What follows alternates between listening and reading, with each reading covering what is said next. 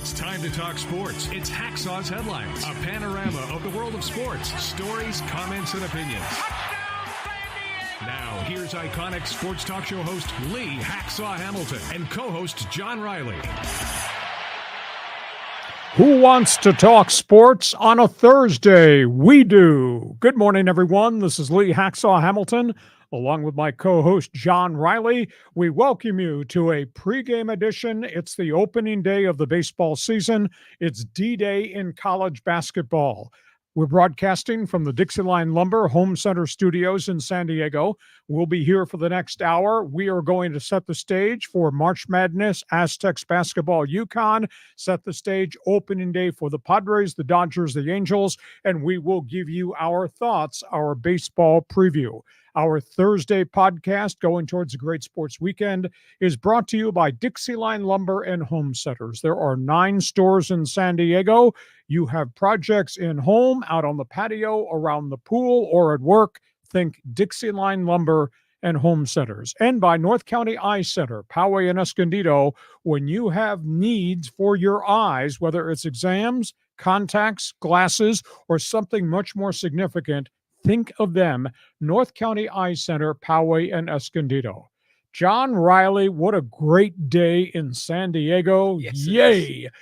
Padres opening day, Aztecs D-Day, college basketball. Boy, have we got a lot to talk about. Yeah, unbelievable amounts. This is, you say San Diego sports is a big day for both teams. And a reminder, because we're launching live with kind of a pregame show on Thursday, our fans forum chat box will be open. John, just quickly explain how people who watch us on the live screen can then participate right at the end of the show. Yeah, sure. So if you have a question or comment for Lee, drop it in the live chat on Facebook, YouTube, or X. We'll get you involved in Fans Forum. Maybe you got thoughts on the Aztecs against UConn about Major League Baseball opening day, but it's your chance to get involved. And Major League Baseball preview, we're going to go division by division today on our Thursday podcast. John, topic 1, what do you want to cover? Well, we got to go. The Aztecs here, huge game in Boston. San Diego State against UConn. Aztecs, back where they were a year ago when they played UConn in the national championship game. UConn, number 1 in the nation. Great storylines. Matchup of really great coaches. Matchup of some big-time players. You got teachers, you got motivators, you got the battle of the big men. Those, to me, are the storylines as they play late Thursday afternoon in Boston. Brian Dutcher, the doctor of defense in college basketball, his career record at San Diego State is 177-57. 9th ranked in the nation on defense, scoring, turnovers, and steals. 4 times the Aztecs have been to the Sweet 16 with him. Last year, obviously, Final Four championship game against UConn. Then there's Dan Hurley. What theater, what passion play on the sidelines. A record of 137-58 at UConn. Huskies, 5-time national titles in 25 years. 81 points per game on offense, number 1 in the nation. Defensive efficiency, phenomenal, 63 points per game, the number 8 in the country defensively. They shoot 49% from the floor. Their opponents shoot only 39%. They shoot 36% from the three-point line. They're averaging 38 rebounds a game, 18 assists per game. Defense forces 10 turnovers a game, 5 block shots per game. That's 15 possessions you don't get any points on when you have the ball against UConn. 33-3, 21-1 since December. Now, we've been impressed with San Diego State, John, and what they've done in quad 1 games that got them the seeding they got. How about this?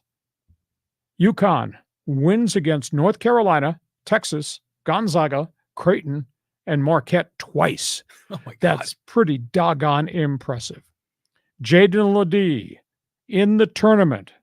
Nobody's talked about this. 2 games so far, 20 of 30 shooting, 15 of 18 from the free throw line. Ledee is averaging 29 per game and 8 rebounds per game. UConn's got talent everywhere, and they're all productive.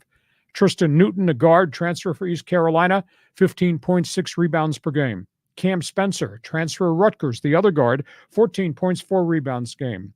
Sophomore 6'8" forward Alex Caravan, 13 points, 4 rebounds per game. Donovan Clingan, 7'2", 280, only a sophomore, 12.7 rebounds, 2 block shots. He changes everything defensively. John, the keys to the game, it's on the backcourt at San Diego State. Aztecs must defend starting out at the arc to disrupt what they're going to try to run at UConn. They have to bust their rhythm. And the Aztecs guards have to hit outside shots to loosen up that defense. If they can do that, that will give Ledee room to move around the paint. I don't think Ledee's going to be able to score on the low post and the block because of Callaghan. But Ledee can shoot from 12 feet out, side of the lane, from the foul line, in the paint, if they can get their defense moving. So I think the most critical thing is how they defend and slow down UConn's offense. Can the Aztec guard shoot? And can they create plays that allow Ledee some breathing space to hit outside shots? Because I think that's going to have to be his game today. That's my scouting report. You want to talk coaches? You want to talk philosophy? You want to talk about personal matchups? John, what's your game plan? Okay, well, we could talk about clam chowder in Boston. The Aztecs are going up a big hill here, and everybody's saying UConn this, UConn that, and their offense is so intricate, and they've got all these peel offs of all these different versions of sets they run. It's going to be hard. Okay, we know that, but I'll tell you what, we need revenge, not necessarily on last year's championship game, but I go back to that Kemba Walker game with Jamal Franklin, and that was a flop, and that was provoked, and it was awful, and we need payback.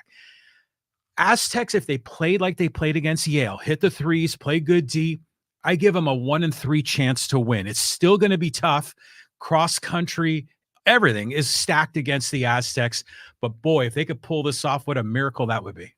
These two coaches, they're pretty doggone good. Very different styles. I mean, you look at the UConn bench, and Dan Hurley is going up and down the floor, and he's barking at the refs, and he's barking at his players, and he's lecturing his bench. Brian Dutcher, calm, cool, collected. This is the game plan. This is what we have built here at San Diego State. Let's just go play the game, do the best we can. He is polar opposite of what Dan Hurley is. Yeah, it's going to be fun watching those guys up and down the sideline, barking and things. I love that part of the drama. But you get the early game on Thursday. They had the early practice yesterday. They got there late for it. They're going to be exhausted. And yeah, I mean, like you said, the arena is going to be chock full of Connecticut, New England people. Short work week. I don't quite understand why this has to be the 4:40 p.m. game. Why could it not be the late game on the East Coast? Because they put San Diego State at a disadvantage.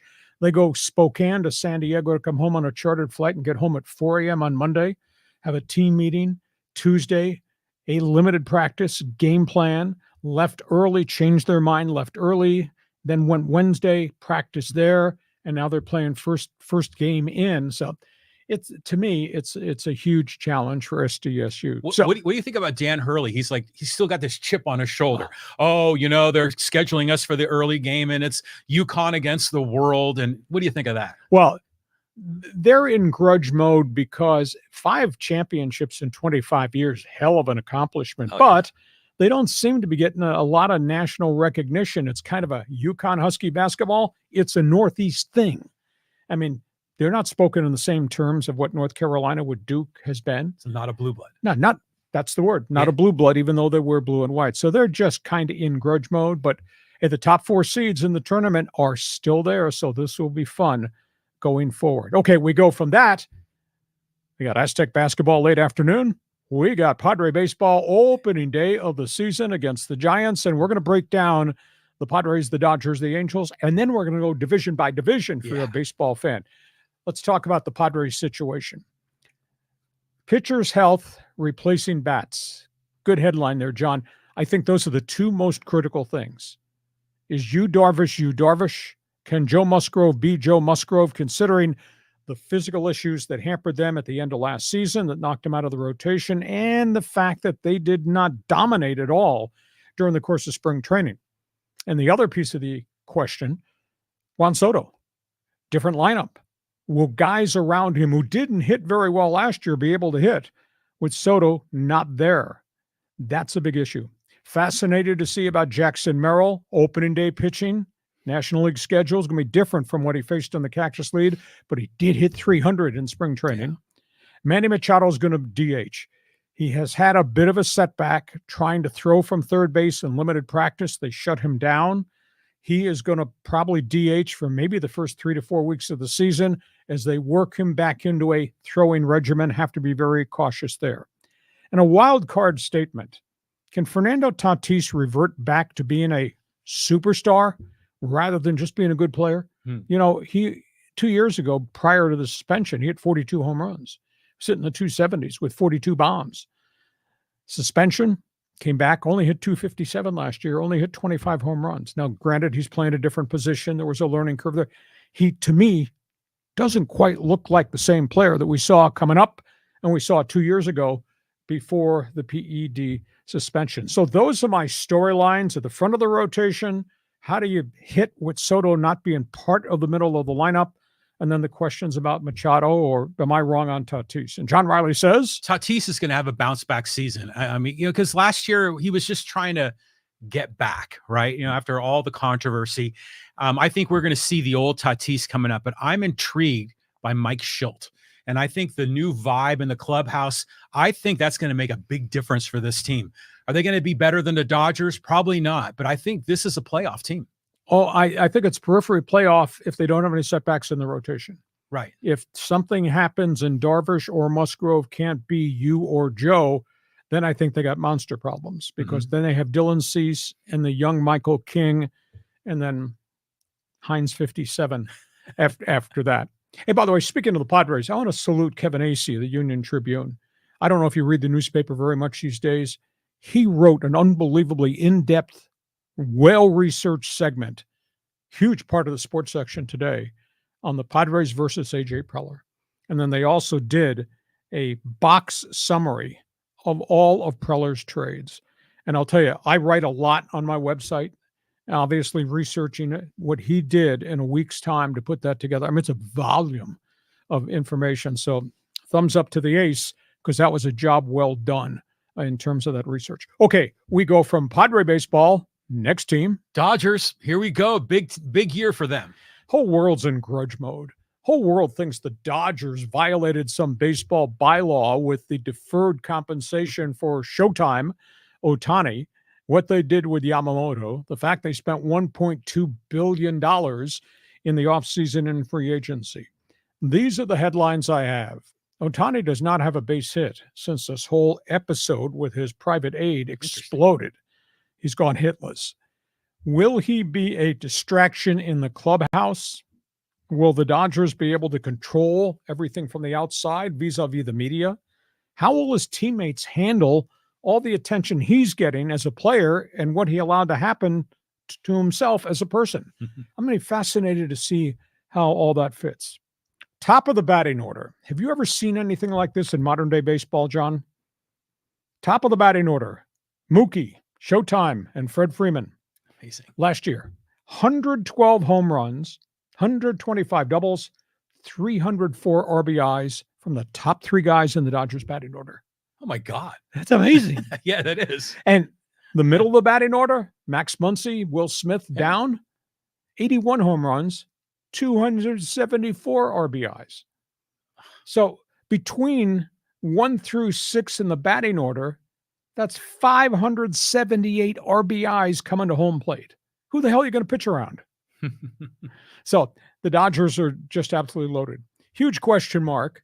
Can their rotation, which right now is Tyler Glasnow, and then it goes to Yamamoto, who struggled, and the kids Miller and Gavin Stone, and the journeyman James Paxton, can that rotation hold up until Buehler gets back sometime maybe June 1st, May gets back July 1st, Kershaw August 1st? I think the Dodgers are going to have a good season, but I got issues about distractions, and I just wonder, do they have enough in the rotation? Can this rotation get it done, or doesn't it matter because they're just going to beat the hell out of everybody with their bats? Well, you remember the Padres had major makeovers of their roster. The Dodgers, I mean, it's not just the rotation. I mean, they got Teoscar, what's his name? Hernandez. Yeah, so he's a new guy in the outfield. They've got a lot of players, and they got they got Mookie at short and Muncy, or not Muncy, but Muncy at third, Lux at second. Yeah, so there's all these changes. And so it makes you wonder if that chaos is going to gel, because when we see teams spend big money and go for it, most of the time they fail, right? I mean, that's certainly true of the Padres. You've seen it with other teams too. But as I said, top of the batting order, pal. 304 RBIs from your top three guys. Yeah. I don't see any of those guys failing.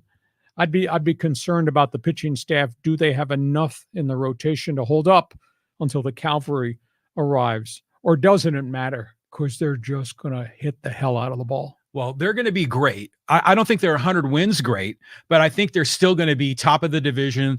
They're the favorite for the pennant in the NL. We're going to see how this goes, but I'm curious. This Shohei Ohtani distraction could be a big problem. On we go. The other team here in Southern California, John. The Angels. What do you say here? Rent of vets? I mean, this is another roster in turmoil. They have Mike Trout, who has had 3 straight years of injury. He says he's back. He hit .223 in spring training. They have Anthony Rendon, 3 major injuries in 3 years, plus an attitude question.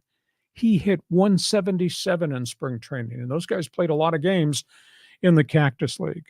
Now, they do have some kids in place. There's no doubt about it. Logan O'Hoppe, the young catcher, that's his job. Zach Neto, young shortstop, hit .290. Nolan Chanel, first baseman, seems to have hit. They do have journeyman, I guess I'd call him, in the outfield. If Mickey Moniak can have another good season, if Joe Adell finally arrives, the number 1 pick, it's taken forever to be consistent, and I'm not even sure he's consistent. Might they have enough? But, I mean, they have to have Trout be a star and Rendon to earn his money. And, boy, that whole thing looks suspect to me. Rotation. Tyler Anderson is your ace. What? Yeah. Journeyman, but he's the number 1 guy. He's got the most experience. Reed Detmer's pitched really well. He's a former number 1 pick, I think, out of BYU. He got there quick, and he's gone through a bumpy learning curve. He had a good season last year. Patrick Sandoval, etc. They do have a ton of rental arms in the bullpen, obviously led by the ex-Padre Luis Garcia. And they got, they signed 11 veteran journeyman players to 1-year contracts. Ron Washington maybe is the intangible, walking around with a tub of glue, try to hold this roster together. But I just don't think they have enough. They got 2 stars, both of them coming off siege of injuries, and I don't think they have enough pitching. I could root with my heart, but boy, this just looks like to me a disaster. Thank God the A's are in that division. Otherwise, the Angels might well be in last place. And your thoughts? On one level, it makes you wonder if Artie Moreno wants to win. Right. His getting all these journeymen, these rent-a-vets. I mean, you question it, but maybe is this a year of transition? Maybe we're moving away from the big names. Those young kids are coming up, and maybe, just maybe, that farm system can produce. Well, they've drafted a lot of kids, but that takes time. We'll spin back to what you and I argued about, talked about, preached about in the offseason. So Artie Moreno really want to own this team? If you want to own it, then run it correctly. They're $50 million below the payroll from last season. They did not expend any of the Ohtani money on a name guy. And there's a reason all those guys, I think they signed 23 total free agents in the winter. All of them 1-year contracts. 11 of them, I think, are going to be on the Angel opening day roster, but they're unemployables. They're just guys. Yeah. And that's where you're spending all this money and you still have $50 million in your pocket. Where is the commitment towards the fans? Okay, here's what I'm going to tell you. I'm going to tell you the records of each team. Now, if you want to yell at me, that's okay. Okay. If you want to agree, that'd be unique. Dodgers. Despite the question marks or maybe potential distraction, I got the Dodgers at 101-61. Mm-hmm. And John Riley in left field says? I'm going to say they're going to win 94. Will they win the division? Yeah, oh, for sure. Yeah. Okay. Padres. This might be the optimist in my heart. Guys have to hit back to what they used to hit. If they do, I got the Padres. If their pitching holds up, starters 1, starters 2, and they hit back, 90 and 72. I got them maybe in second place. See, I'm not quite that optimistic. I'd say more like 86, 87. They won 82 last year, so I expect progress. Angels, as much as I just critiqued them, maybe these kids are going to carry them, and maybe these pitchers will take the next step. At best, 81-81. Not a playoff team, but 81-81. Or am I crazy? You're crazy. I mean, that division is stacked. Yes. So, I mean, I think the Angels are going to be lucky to win 70. It's probably going to be 60-something. Okay, Fans Forum is open as we get to halftime. If you got an opinion on the Aztecs and UConn, I don't care where you are, jump into the chat box so we can field your questions at the end of the podcast. You're a Padre fan, you're a Dodger fan, you're an Angel fan. Jump in, give us your reaction to what John and I just talked about. John, tell them how they join us on Fans Forum, because we're going to go to it right at the end of the podcast. Yeah, go to Fans Forum. If you've got a question or comment for Lee, drop your take in the live chat on Facebook X or Facebook X or YouTube, and we'll get you involved. We already got a number of people stacked up. And if you like sports, I write about it every day. Lee Hacksaw Hamilton. It's allwritten.com. Check it out daily. By the way, when you dial into the homepage, there's a big orange box on the right-hand side. Put your name and your email in there. That'll get you on our mailing list so you can then become part of Hacksaw's Insiders Group. And, of course, we want you to share with all your friends what we're doing on the podcasts Mondays and Thursdays, and subscribe. So the minute we put something up on our YouTube channel, you get the notification. All that part of all the things you get in addition to our Monday and Thursday podcast. We get to halftime here at the DIXIELINE Center and Homeline Center studios.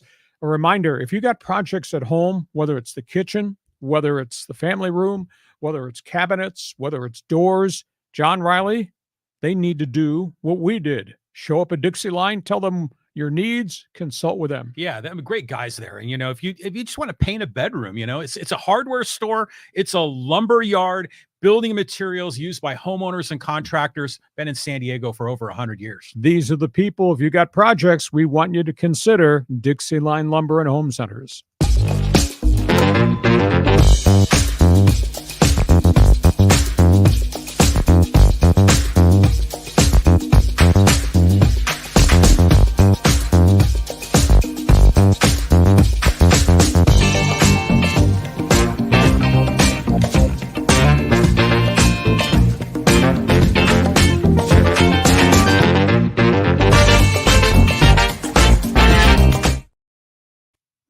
And brought to you by North County Eye Center of Poway and Escondido. You know, we're all going to need help with our eyes somewhere down road.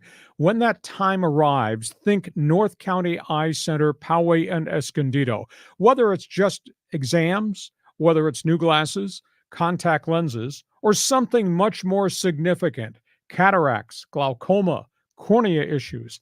They have extensive screening programs for people of all ages, comprehensive eye care, state-of-the-art technology, 11 specialists on board, 4 surgical specialists too. They've been serving people in the North County since the 1970s. North County Eye Center.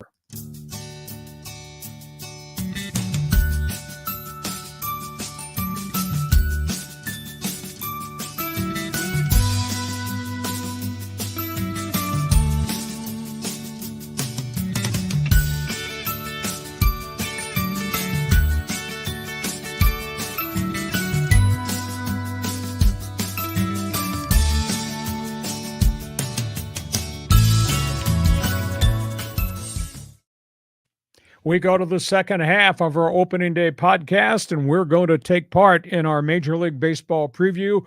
We're going to hopscotch division by division in Major League Baseball. John, where do you want to start? Okay, let's hopscotch to the AL East.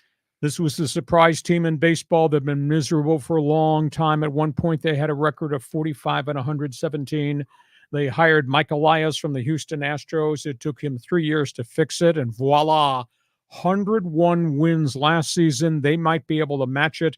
I'm picking the Orioles to win the American League East. Why? All their kid bats are young. They've signed these guys to long-term contracts. They earned their way to the majors. They all hit well last season. Young pitching staff had some injury problems, but then they went out and they got Corbin Burns of Milwaukee, Craig Kimbrell as a closer, and suddenly they look as if they've checked every box possible. I got Baltimore winning. I got Toronto in second place. They got lots of bats, led by Vlad Guerrero, Bo Bichette. The only question I have, do they have enough pitching help to help Kevin Glausman? And Glausman has not been healthy during spring training. That's the one shortcoming, I think, with the Blue Jays.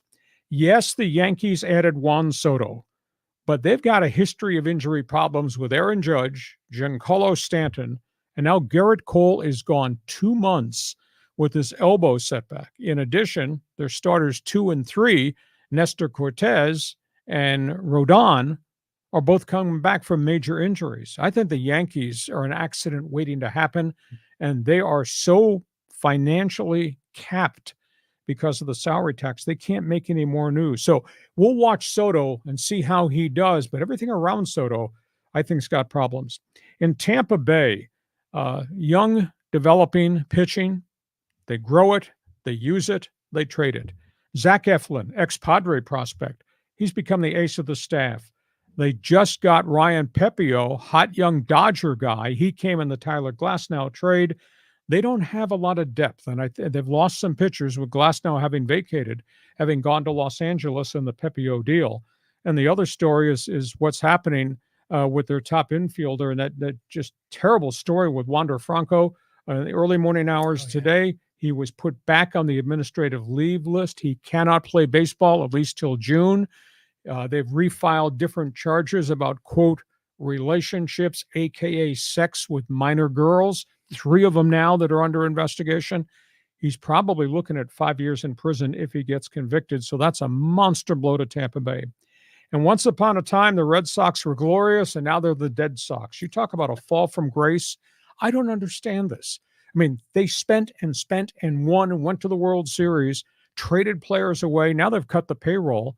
And their acquisitions in the offseason were nothing special, and they traded Chris Sale away. I mean, they got Raf Devers, who is a really good player. They think they've got good young guys in their farm system. I just don't know that they have enough players for them to be able to hold up in what I think is really a bitch of a division. And I'll tell you, those people are not going to be happy in the state of New England over what Red Sox baseball has become. And everybody is peeved at John Riley and the Fenway Sports Group. John Henry. How do I get involved in this? You'll get your chance. John Henry and the Fenway Sports Group, because they're spending more time and resources on the soccer team they own in the English Premier League, Liverpool. People in New England are just beside themselves at their method of operation. So that's what I got. Baltimore, Toronto, troubled Yankees, shortened roster Tampa Bay, big troubled roster Bo Sox. John Riley says, this is a crazy division. By the way, isn't it interesting how whenever we do division by division, it's always the AL East is the first one. I mean, that's what everyone does. I think that, all the feel-good vibes with the Baltimore Orioles, they got new ownership too. And then our local guy, Tyler Nevin, who went to Poway High School, he's back with the Orioles. So I'm hoping he makes the roster. I'm curious to see the Soto chemistry in the Yankees clubhouse. And if it's similar to what happened in San Diego, I have a suspicion that it will be similar. But I'm going to call out the Blue Jays to win this division. I mean, because they've got all those young bats. It's a very interesting team. This might be their time. And then meanwhile, I think Baltimore is going to be in the wild card. The Yankees have a shot if everything comes together. If they don't get guys hurt, but that's been the history 3-4 years in a row. I mean, their top 3 starters are either on the disabled list or trying to come back from really significant injuries a year ago. Is Carlos Rodon going to pitch this year? Yeah, he's there, but he's not pitched well in the spring. Not at all. And of course, he's had multiple injuries. Ever since he signed the big money contract, he had injuries at the end of his White Sox run. And then the Yankees gave him tons of money, and he goes out and he gets hurt again. Okay, I got Baltimore to win. Let's go from the AL East. Next stop, Central. This is the division. It's hard to figure out, isn't it, Lee? I don't think it's a very good division. I may disagree with what some of the national writers are saying. American League Central, headline. That's what I think. Detroit has just gone through misery, a long time losing, a lot of high draft picks. Last year, we saw a really good start but they couldn't last 162 games. They've got, I think, a collection of really good bats. Riley Green, Spencer Torkelson. They got a couple of young pitchers. Casey Mize is back after missing a year with elbow surgery. Tariq Skubal, lightning stuff, really good closer. It might be a reach. I think they might have won 74 last year. Might be a reach to win, but it's not a very good division. And they've been working so hard. And they went out this year and they stockpiled some journeyman veteran rental pitchers, the Kenta Maitas of the world. So I got Detroit winning it in a surprise. Minnesota's got Carlos Correa and Byron Buxton on big contracts. That being said, their pitching staff is torn up. And they lost pitchers in free agency, including the guy that was the ace last year, Sonny Gray, who defected. I just don't think Minnesota's got enough arms, despite the fact that they've got some guys who can swing the stick. Cleveland, they got Shane Bieber till the trading deadline, and I would almost guarantee you he will be moved for prospects then. They got Jose Ramirez, last man standing amongst all the stars that Cleveland have had. And I think the bigger question, how do you replace Terry Francona's leadership? Because that's one special, smart baseball guy. Kansas City, renting veteran pitchers. They do have Bobby Witt. They have some young prospects. I don't know if they have enough power bats, but they went out and they took the 2 Padre pitchers. So Lugo and Waka are there, though Waka's hurt already. Kansas City has invested in a lot of journeymen. I don't think it's going to make a heck of a lot of difference. And the White Sox have the kids in the outfield, Luis Robert, Eloy Jimenez, Jan Moncada. They added Mike Soroka, who was a once promising Atlanta Brave, has been hurt 2 years in a row, but he looks healthy, is back. They got a really good reliever in Jared Schuster. I just don't think they have enough everyday lineup guys aside from those kids, and those kids haven't been able to stay healthy either in the outfield. So I got Detroit in a surprise, Minnesota chasing them, and the rest of them will be easy pickings when you play them.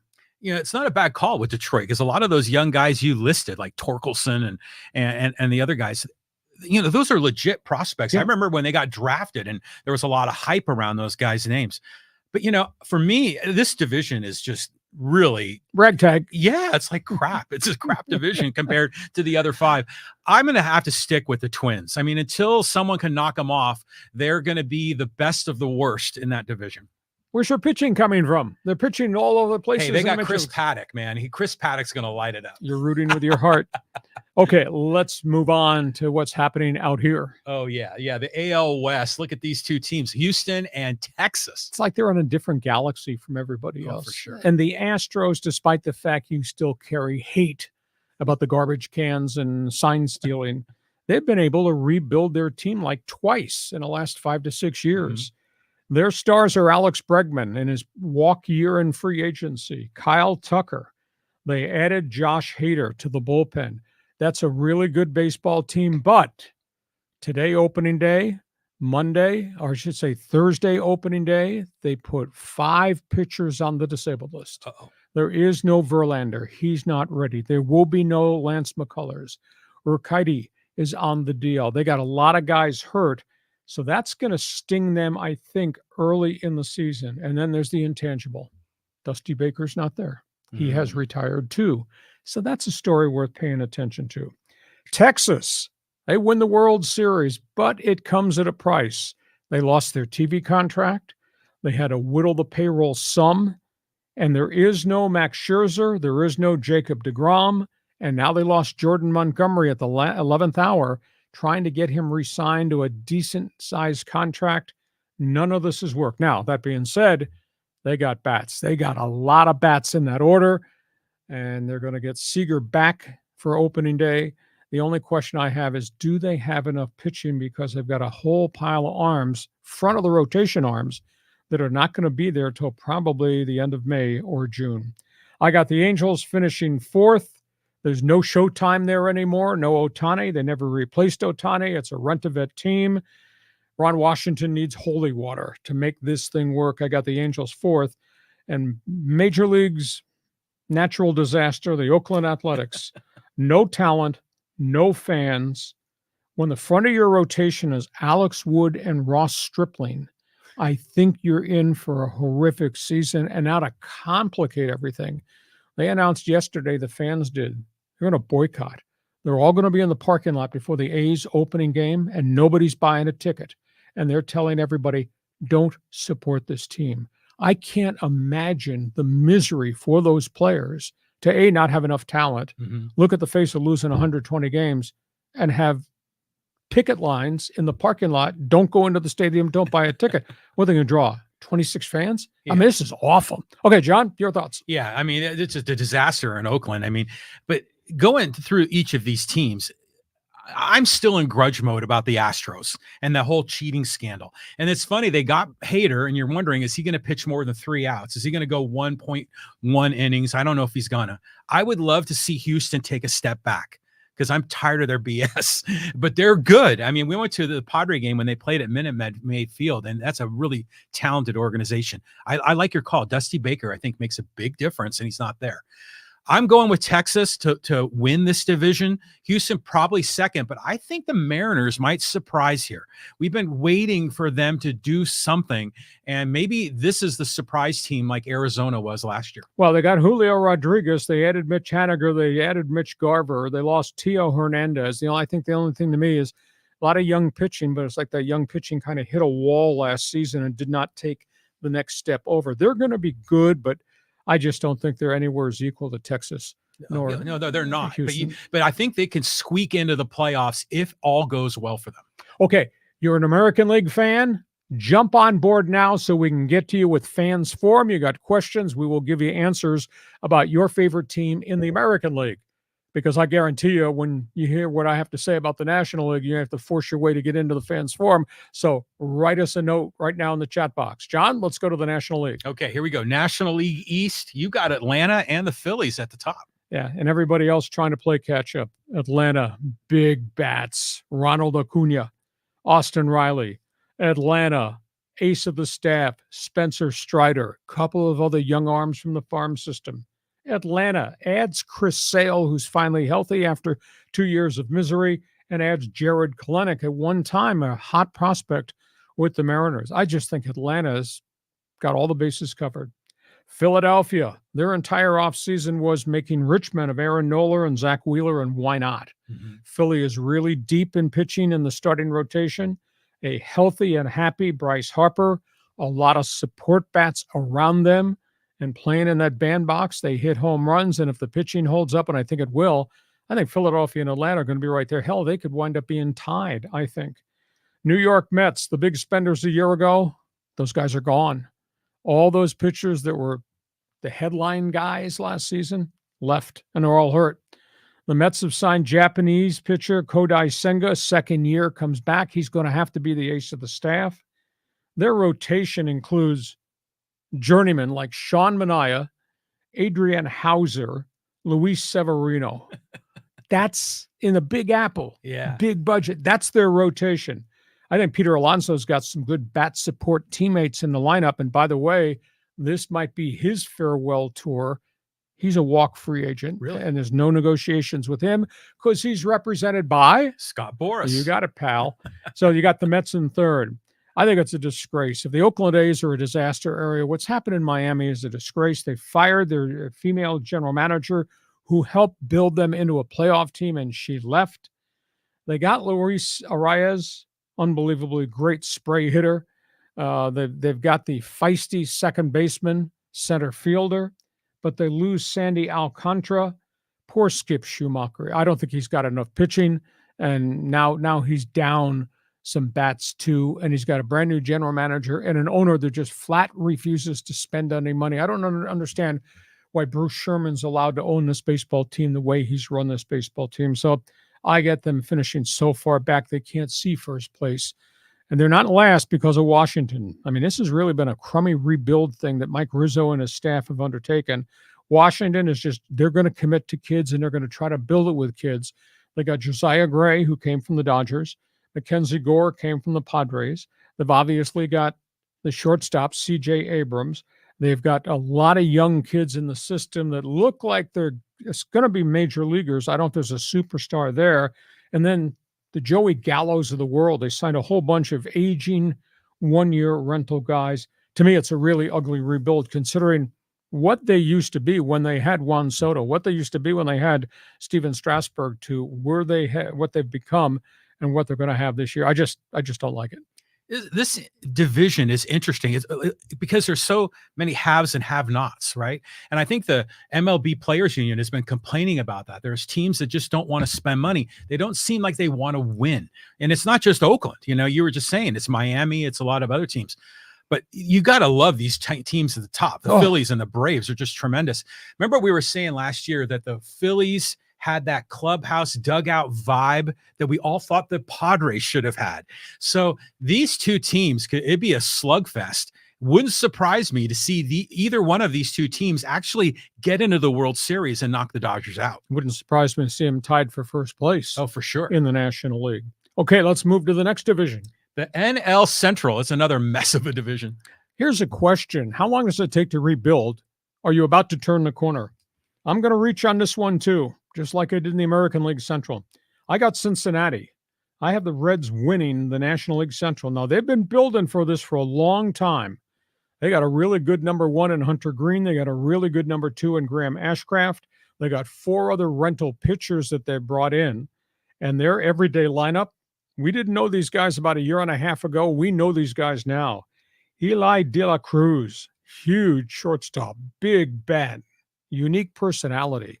Spencer Spear, Will Benson, you name it, they've got guys. Now, they just lost their shortstop, Matt McLean, with emergency shoulder surgery. He's going to be out about a month. I got Cincinnati, as young as they are, and we saw a chunk last season where they really played well. I got the Reds winning that division.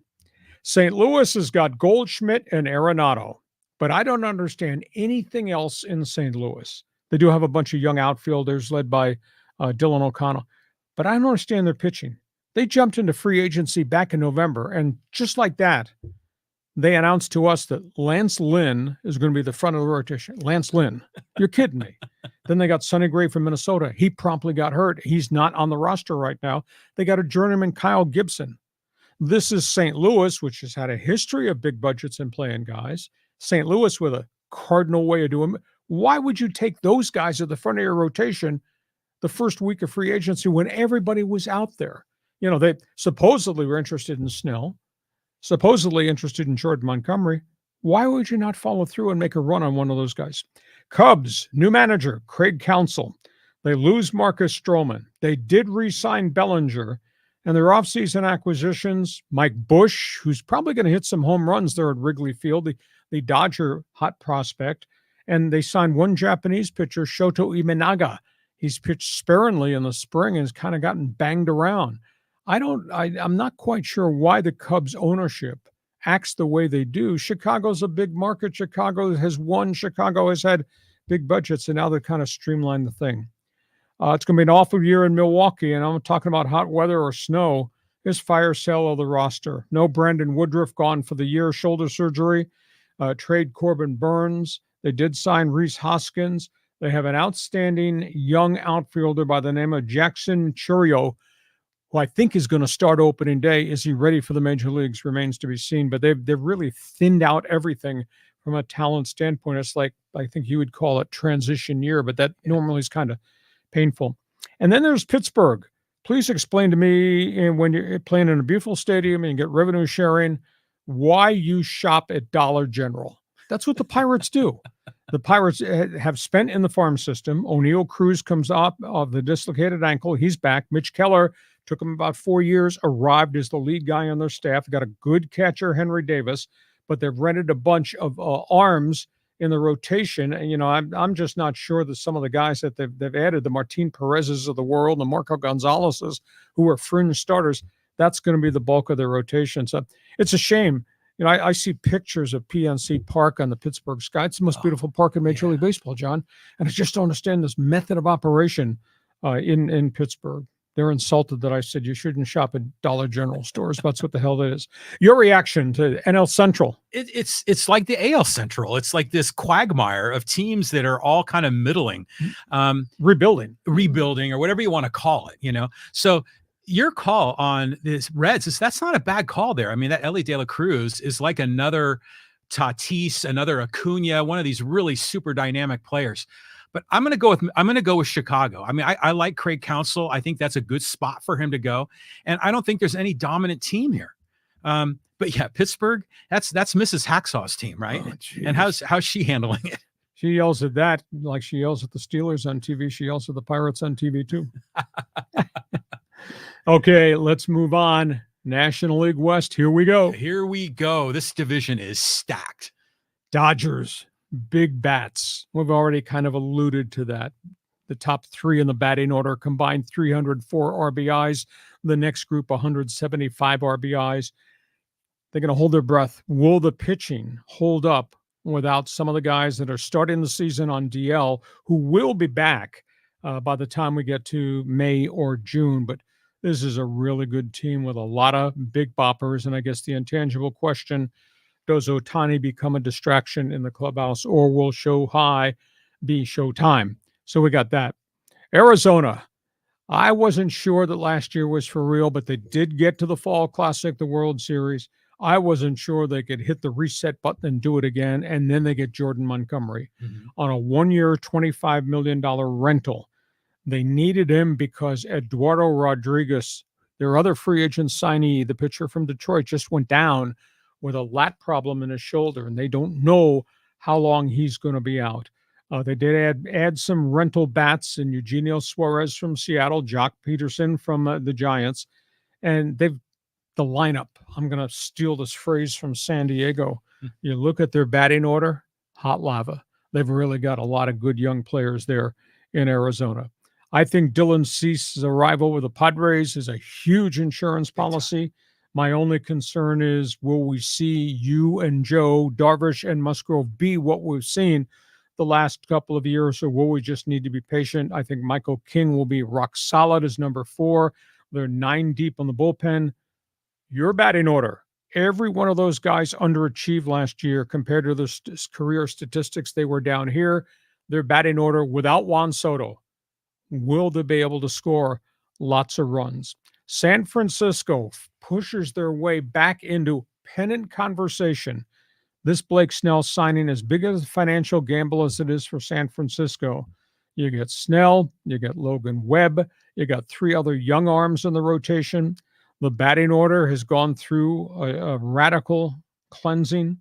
Matt Chapman comes in, Jorge Soler comes in. Going to really be intrigued to see how good Jung-Hoo Lee is, the young outfielder. Frisco right now, since the arrival of Snell, I think, is going to be better than anybody realized. And in Colorado, I think I'm going to send my St. Francis of Assisi medal to Bud Black. You know, the saint for lost causes. Yeah, for sure. Wow. I feel so bad for Bud Black. That owner, Dick Monfort, that's a disgrace. You own and you run what could be a great regional franchise, the Rocky Mountain regional franchise that once upon a time drew 4 million fans per game, and you treat it like this. They're trying to develop young players. Chris Bryant has never been able to stay healthy. The young stars to pay attention to are Nolan Jones, the outfielder, Ezekiel Tovar, the young shortstop. Charlie Blackmon is still there. The pitching staff does not have Herman Marquez because of elbow surgery. He's going to miss maybe most of the year. Does have Kyle Freeland, does have the ex-Padre Cal Quantrill, but there's just not a lot there. So that St. Francis of Assisi medal goes to Bud Black. It'll be delivered probably by Sunday. It's too bad because that could be potentially a great regional franchise, and I just don't agree with the way Dick Monfort runs that franchise. John, that's the National League West. I'm sure you got different opinions. Well, yeah, I do. I mean, I think you can't question the Dodgers are probably going to win the division, probably by a lot. I still am not really comfortable with Arizona. I mean, the way they was a miracle last year. They got all the way to the World Series, but since they got to the World Series, it's hard to pick against them. You know, the Padres, we talk about them ad infinitum. I think they're going to rebound. I love Jackson Merrill. I love Mike Schilt. The Giants are fascinating, you know, but again, a huge number of new guys. Can they make the chemistry work? I don't know. But two comments. Colorado, Bud Black. Isn't it he in a situation was kind of similar when he was here with San Diego? You know, it was a team, low budget, wasn't really trying to win. Small market. And I've seen there's a picture of you on Twitter that circulates where it's you and Bud Black and AJ Preller at a Christmas party. Yeah, it's a great photo. I was lecturing them about what I thought. Oh, good. Well, did they listen? They said, thanks for coming. Yeah, there you go. So that's where we are. This is fun. I hope you have enjoyed our baseball preview, because now it's your opportunity. Our podcast is brought to you by DIXIELINE Lumber and Home Centers, 9 stores in San Diego to serve you. You got projects in the home, out on the patio, near the swimming pool, or at work? Think DIXIELINE Lumber. As we like to say, build it or fix it. You will enjoy it in 2024. And by North County Eye Center of Poway and Escondido. We will all need help with our eyes somewhere down road, whether it's just eye exams, new glasses, contact lenses, or something much more significant from cataracts on. Think about them, North County Eye Center, Poway and Escondido. Fans Forum. You think a few people have some opinions about what I said or what you they do, so we'll get some fans forums in here. I know we're kind of on a tight schedule. We've got that 1:00 game about to start. John says, what a day. MLB opening day, NCAA Sweet 16, and let's throw in some NHL. I might need to get another clicker for my TVs. Yeah, John is a longtime follower, listener who lives in the District of Columbia, so he's not real happy with the Washington Nationals. But yeah, I wrote a column. Those of you who have never sampled my website, I'll invite you to go to it if you're a baseball fan, leehacksawhamilton.com. I wrote a one-man's opinion column today. I think John may have seen it. Maybe John will post it later. It's on the history of opening days in Major League Baseball and why it's really special. So if you get a chance, check my website before the first pitch and just read it, MLB opening day. Yeah, I mean, there is a lot of tremendous content on your website. I mean, it blows me away. I'll be posting that tonight at about 7:15 or so. But even the best 15 minutes in sports is just terrific. The way you break it all down, and it's just bullet point information, quick hitting.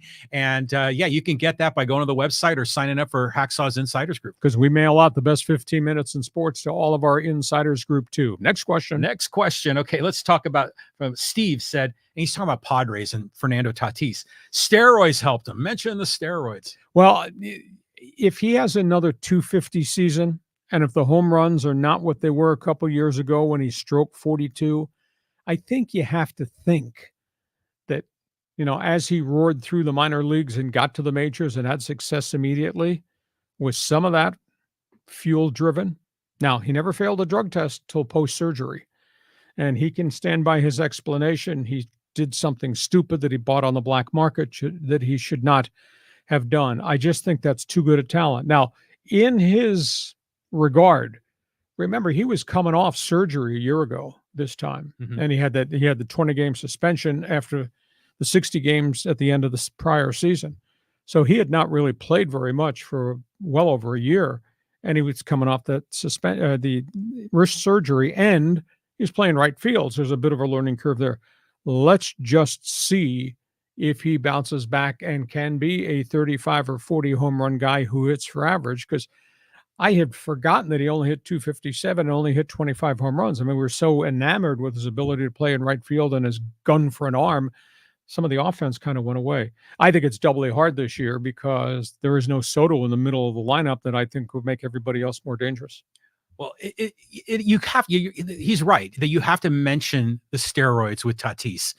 My instinct, though, is that he wasn't taking them before he got busted. I think it was part of the rehab that he was trying to get a head start on. We were, my wife and I were at spring training a few weeks ago, and we were on the back fields, and we saw Tatis just barreling every ball, and even in the games, too. I think he's going to have a huge bounce back year. I think he could be an MVP candidate this year in the National League. Okay. Padre fan doing a podcast from left field. Next question. Okay, let's go to social media. We got a lot of comments here as well. And right here, this is a good one. This is from Phil. He says, so glad Hacksaw started getting all digital. He's needed a voice in this current sports media landscape. Oh, Phil. Phil doesn't know the real story. John and I met by accident, and he sales pitched me to do this. I said I'd try it. And of course, I had already built my website, which was going pretty well, and this thing has exploded. So you're correct, Phil. I've kind of moved into the 22nd century almost. And that's a lot for somebody who's still got a Royal manual typewriter in his garage. Yeah, I believe that too, that you have the old school typewriter, but it is great. And we get comments like this all the time on social media. So I like to sprinkle them in once in a while on Fans Forum. Thanks for the compliment, Phil. Okay, let's go here. Talk a little NFL. This is from Euphoria Deep. He says, as for the all for the new kickoffs, anything beats a touchback and another TV timeout. The new tackle rule is just stupid. Well, the whole thing has become so dangerous, and that's what this rule change, and it's pretty radical. And for the fans that don't know, let me just use him as a prop, so you don't have to carry this segment. John is kicking off to me. John's kickoff guy is at his own 35, but the kick cover team will line up at my 40. That's right. He'll kick from his own 35. The guy's trying to go down the field, make the tackle line up at the 40. My blockers on the kick return unit line up at the 35. There's only 5 yards between your guys and my guys. And I can have 2 guys return kickoffs. Now, this is an XFL rule. Nobody at either line of scrimmage can move. The ball is kicked off. It is fielded by my return guy. But those blockers and those gunners cannot move off the line of scrimmage till the ball is actually caught.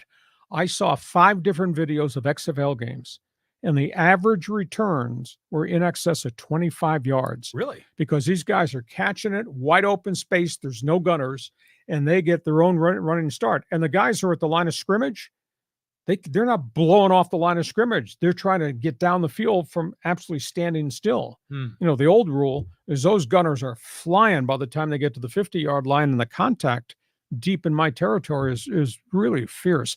So this will be dynamic. It's going to be different. There won't be any more bleeping touchbacks. The kick return guys are important.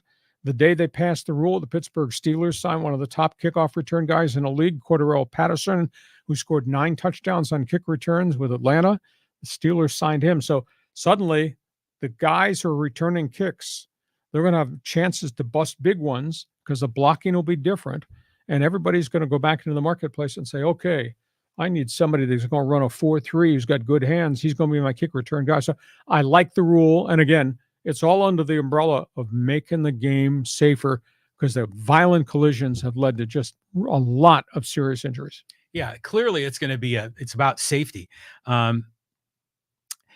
Just while we're sitting here at the table, and you're showing the 35-yard line, the 25-yard line. You ever play table football? No, not recently. Not with the triangle paper, you try to get it over the edge. I love that game. I still think, though, when they do this new kickoff rule, you're going to get a lot of old school traditionalists. And what is this BS? What is the NFL doing? People are going to complain about it. It's going to be kind of weird. I've often wondered, as kickers have gotten so much better at putting it in the end zone, why they don't move the kicker back, like to the 20-yard line. Obviously that would create a bigger collision, but I'm surprised leading up to it, we haven't seen that change. Well, they've jerry-rigged this thing, changed it maybe 3 times in 5 years. If you kick it into the end zone, it's a touchback, the ball comes back to the 30. So you're giving my team line of scrimmage 30-yard line. So therefore, it's really mandatory that you put it in play. You try to drop it between the 10 and the 5, force them to field it, and then make sure your guys can get down the field to make the tackle. There is no fair catch anymore. In NFL kick returns. You can't be doing this. That always struck me as weird on a kickoff. Again, that was all a byproduct of we want to stop these head-on collisions. Well, and it's also really weird to me when guys are doing the fair catches, whether it's especially on the punts, when they do a fair catch inside their own 10. Yeah. And I'm like, what are you doing? Just let it hit and let it go in the end zone.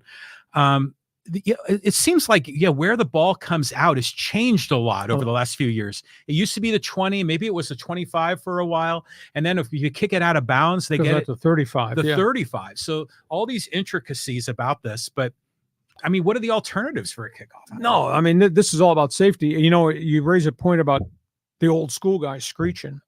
The NFL competition committee brought in 6 veteran special teams coordinators who took part in the breakfast sessions talking about how this thing should be structured, line of scrimmage, who's a gunner, who can go down, who can't go down, your return men, the blockers, and where they're located.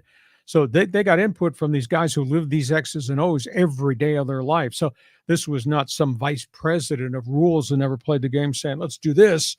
This was input from every one of these special teams coordinators. Yeah, it's great they're doing this input. But again, if the kickoff went away, I wouldn't have a big problem. If they started the game with a coin flip and whoever won the coin flip gets the ball on their own 20 or can defer, I'd be okay with that. But I'm not sure what this new kickoff thing's going to be like. I think it's just going to be weird. There was a proposal, as you say, eliminate the kickoff, line of scrimmage 25. Did not get a vote. Not even a vote? Nope. Yeah, there's a dynamic part. And kick return touchdowns, punt return touchdowns change the game just like that. Oh, yeah, they can. So that's why they want that aspect of the game in a much safer situation. Okay, let's move on. Moving on. Okay, let's talk Chargers. This is from Tex McBoog. He says, neither side won, the Keenan Allen trade, but y'all keep forgetting that Harbaugh, a quarterback, does not value the wide receiver in his style of offense that others do. Most of the philosophy boils down to fewer possessions for both teams and shortening the game. Passing teams are hurt by this greatly, while being very efficient scoring per possession. Run the ball, play defense, keep the clock moving. I agree, Tex, but you got to have the personnel to run what Harbaugh is trying to or will try to run with the Chargers. The Chargers have the 5th pick. They are being pursued by people that want to trade into that slot. Suddenly, it looks like all the world's quarterbacks are going to go in the top 5 picks. That's the rumor, that there's a huge trade rumor out there involving Minnesota at 11, the Raiders at 13. Now Denver's into the mix. So we got those guys that are sandwiched 11, 12, and 13 are all trying to jump ahead. So the Chargers could well trade down. Chargers this week and next week are bringing in for personal evaluations the top 4 offensive tackles, which leads me to believe, as Tex would say, they're going to run the ball. And now they're going to have to develop some other young wide receivers to go with Quentin Johnston and Josh Palmer, who are the only 2 ones really left from the old regime. But I think they're going to get more linemen, and then they can go into the draft and they can get some wide receivers in the 2nd or 3rd round. The radical thing would be they don't take a tackle at 5, they keep the pick, and they take one of the top 2 wide receivers. If this quarterback thing evolves the way it's rumored, all of a sudden Marvin Harrison is there at 5, or Malik Neighbors from LSU, who ran a 4.3 in the combine. He's there, and those are the top 2 wide receivers. I'd be stunned. I think, as Tex says, they'll play hardball ball, which means they're going to run the ball, which means they definitely need one of those stud tackles, and they've got one running back, and they're going to go get another running back. So, and that I think you can go get wide receivers and find them in the 2nd and 3rd round. But I'm shocked. I mean, I know it was a salary cap driven thing, but Keenan Allen was just spectacular for almost a decade. And Mike Williams was good when he could stay healthy, and they don't have a tight end who can catch the ball. So poor Justin Herbert's having lunch today with an empty backfield, empty roster in terms of big play, experienced wide receivers. But I think they're going to draft offensive tackle. Next couple of weeks, we're going to zero in more specifically on the draft. Well, you've been commenting previously that the running back position has been devalued, that they're not giving as much money to the running backs. Do you think we might see that with wide receivers? No. Everybody wants a Jamar Chase. Everybody wants a Devontae Adams. Mm-hmm. You just go find the right guy and hope you can keep him healthy, and you hope he's the guy you hit the jackpot on. No, they're not devaluing that at all. It is interesting, though, what happened in the first 48 hours of free agency? All those running backs are available were gone. All of a sudden, Derrick Henry is in Baltimore. All of a sudden, Austin Eckler gets a big contract to go to Washington. So I'm not sure I buy this thing devalued. Nobody wants to pay him $8 to $10 million, but these guys got paydays, and these guys, they're going to be an integral part of what new coaches and new systems are going to run. Who is the highest paid wide receiver in the league, and how much does he make? Oh, I think it's Tyreek Hill in Miami now. I want to say last year was in the mid-30s, and it bumps up. So he's set the high water mark, and everybody's now trying to play off that. So Devontae Adams, I think, was making $24 to $25 million with the Raiders. And there's some guys who are about to become free agents. Jalen Waddle of Miami, who is on the other side of Tyreek Hill, he becomes a free agent right now. He's talking, I want 24. So, and I was told that the Charger wide receiver who got traded refused to take the pay cut and then turned around and said, I'll restructure you got to pay me 24 next year. And the Chargers said, no, we're not going to do that. And within 24 hours, they traded him to the Bears. Well, talking about Davante Adams, I mean, is he still kind of disgruntled in Vegas? He runs hot and cold. Yeah. He went there to obviously be with his former Fresno State teammate, Derek Carr. Then Carr got bounced. And then Garoppolo arrived. And then Garoppolo had all those injuries. And he's still there. They can't really trade him. They don't want to trade him. But now, it's almost as if he's standing on the corner by himself because a quarterback's gone and Josh Jacobs has gone to Green Bay. It's just not the same Raiders offensive package that, 2 years ago today, you're looking at all the names on the whiteboard and say, damn, they got a lot of good talent, skill talent. Mm-hmm. Davante's the only one left. Yeah, the only guy left. But I'm intrigued. You said Tyreek Hill's making over $30 million a year, but most of the running backs make less than $5 million, right? I mean, so the star running backs. I mean, Derrick Henry. Well, Christian McCaffrey is the exception of the rule. I think his numbers are 10 or 11. Derrick Henry was second most, I think, at 8.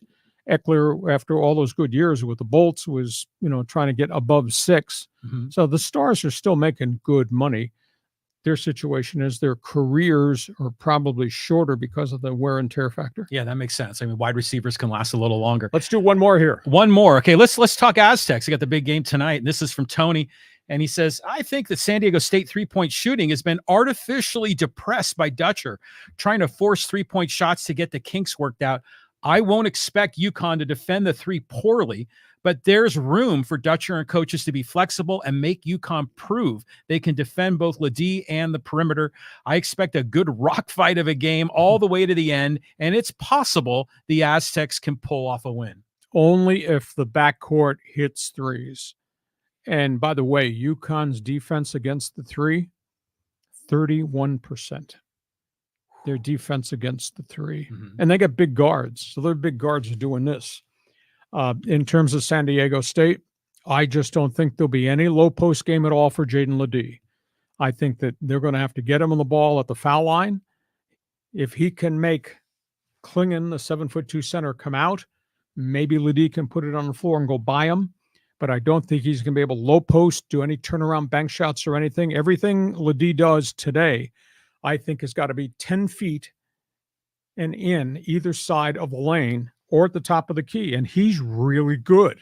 And I'm not going to say he's going to shoot a lot of threes, but they're going to have to get him in space so he can pull square and shoot. And I think the Aztec defense, they have to hit threes to loosen up UConn's defense, because if they have to come out and defend them because these guys are drilling threes, and I think you'll see State take a lot of threes early to see if they have rhythm. If they have to come out to defend them, that means Ledee's going to have some space maybe to drive and put it on the floor and try to score. I think it's an enormous challenge because UConn is so big and they're so good defensively. They're better defensively than San Diego State is, and we know how legitimate all things Aztecs are. But hey, they're playing. There's a hell of a lot of people that are not playing basketball beginning this afternoon. Yeah, I mean, this is, in my opinion, this season is a success. Yeah. If they made the Sweet 16. And if they can, pull off a victory here, what did I say? A 1-3 chance? It might be 1-4, 1-5. It's going to require them to do everything right. But they have the players, they have the ability, and they've had those moments when those guards have gotten hot on the perimeter. I mean, it was amazing. I mean, a team that was 306th in the country last week shooting threes, hit 13. Hit 13 so threes they can do it in that win. So they did it in that game. But this is a different team you're playing. That's UConn with hands in your face and big guards and that big center. So it'll be fun. Hey, listen, we hope you have enjoyed our opening day special Thursday podcast. Thanks for joining us early. A reminder, we want you to subscribe to everything we do. Therefore, you'll get all the alerts when we put things up on our YouTube channel. Please check my website, leehacksawhamilton.com. As John says, there's an absolute ton of stuff I put on it, including a very special one man's opinion column today on the history of the opening day of Major League Baseball. And of course, we'll be back here on Monday at 1 p.m. to talk about the start of the season and evaluate where we are in March Madness. Our podcast is brought to you by DIXIELINE Lumber and Home Center Stores, 9 locations to serve you in San Diego, and by North County Eye Center, Poway and Escondido, been in business serving people here in the North County since the 1970s. John, Let's go get some sub sandwiches and beer. Here comes baseball. Then we got basketball. Have yourself a great sports weekend, and we will talk on Monday. We'll have a lot to talk about on Monday, but today is going to be a great day. And thank you for being with us. Great to have you part of our team on Hacksaw's Headlines. Join us again for Hacksaw's Headlines on YouTube, Facebook, and Twitter. And find the audio version on your favorite podcast apps. For more content, go to LeeHacksawHamilton.com.